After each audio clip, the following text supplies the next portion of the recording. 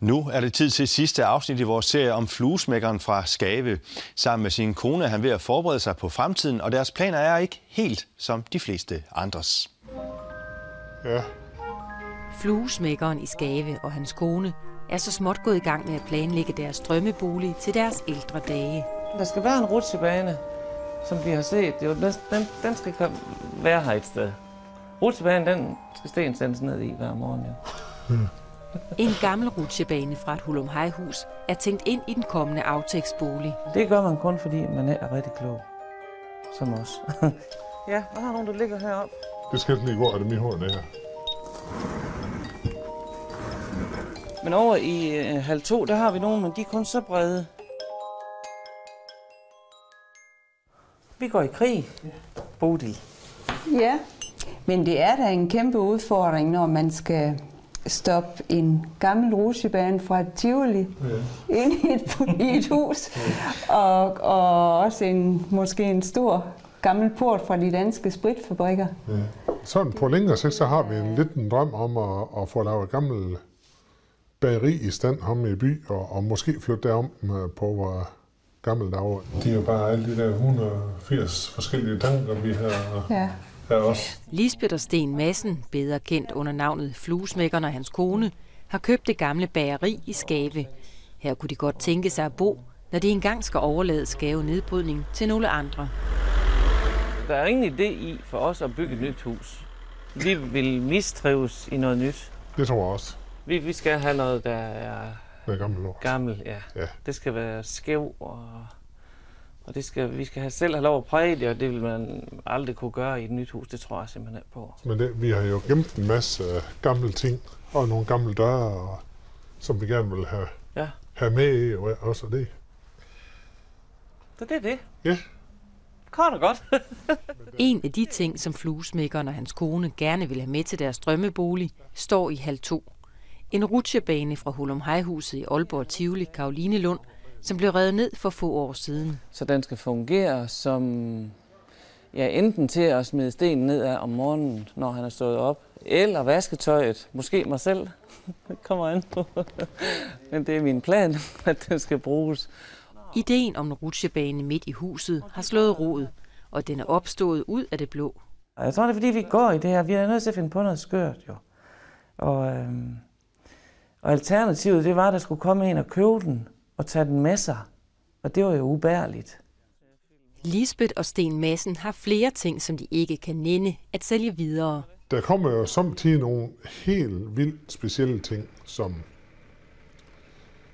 Ja, lige nu der har vi den dejlige rutsjebane fra Aalborg Tivoli også, altså. Men før han, der var yngre sådan, så tænkte jeg, at det er sgu vigtigt at få nogle penge i kassen. Og så har jeg samtidig solgt nogle...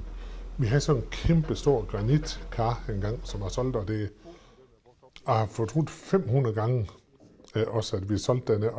Og så er der mange ting, som... Der har nogle ting, som vi gemmer nu, fordi vi ved... Der er nogle ting, det får du kun ind en gang i dit liv også, og der er blandt andet den fine rutsjebane for Aalborg. Så Annie, skal du rundt og kigge lidt? Ja, jeg synes, at vi skal se, om vi kan finde lidt. Om der er noget, du kan bruge også. Det meste er dog til selv, og de overfyldte hylder og hjørner gemmer på mange spændende sager.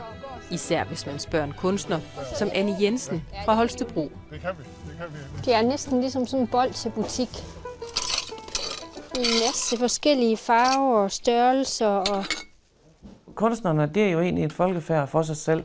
Jamen, de kan se ting i noget, som vi andre kan have afskrevet og kan tænke, jamen det er næste station, det er vist affaldsterminalen herude. Ej, det er nok god den her.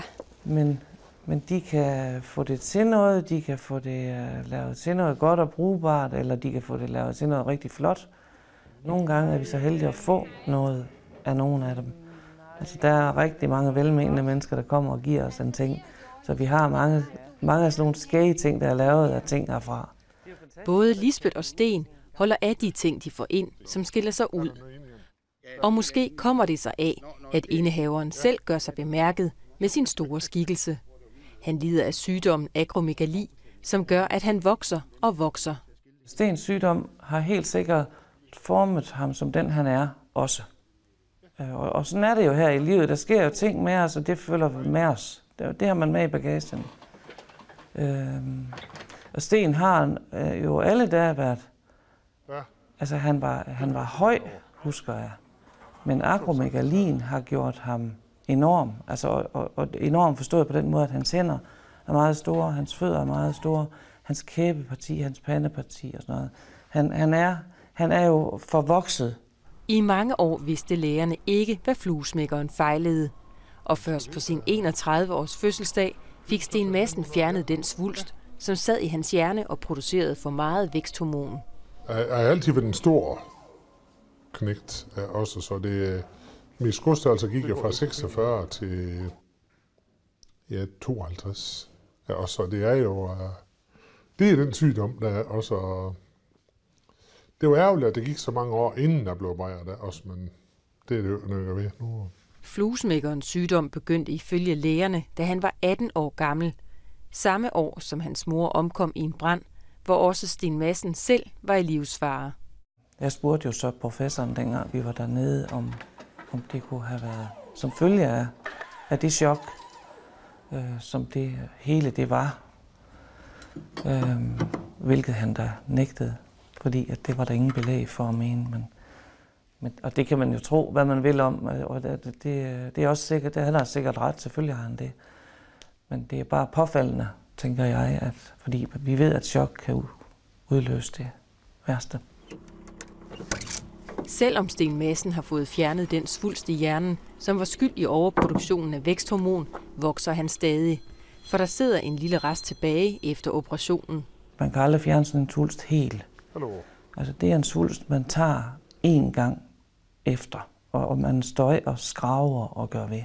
Fordi man er så tæt på så synsnerven og alt for mange fatale ting.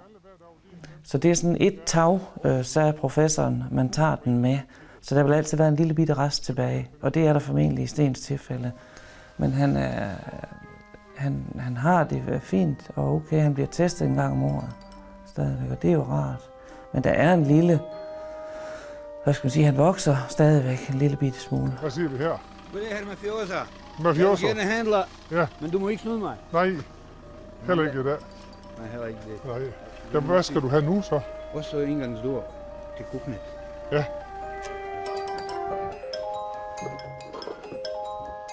Trods sygdommen viser årlige sundhedstjek, at Steen Madsen har et godt helbred.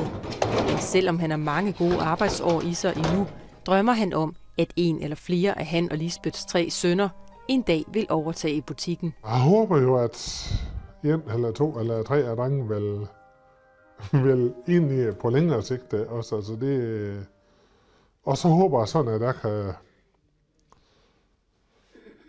fortsætte på en eller anden måde. Men deres far er jo en stærk personlighed på stedet, og det kan godt være lidt svært at komme ind og skubbe ham ud på en sidelinje. Og det tror jeg, at de tager lidt tilløb til. Han har formet det her helt selv, og det er også det derfor, det er så svært for drengene og lige at se sig selv i det, fordi at de måske tror, at man skal være som ham. Men det skal man ikke. Altså fluesmækkeren, han er helt sin egen, og han er fuldstændig umulig at kopiere. Og Gud bedre det der. Det vil være 2 af ham. Ham kender jeg godt, ham der. Ja. Det er en af de gamle kunder, ja. Han kan godt slæve nogle vinduer. Svar de stolper der til de andre, vi så. Så må du hjem og skære lidt. Hulen er flot, men min hoved er mindre jo. Det er det, der er galt. Det var så sidste afsnit af Fluesmækkeren. Serien kan genses på vores hjemmeside. Det er tvmidtvest.dk.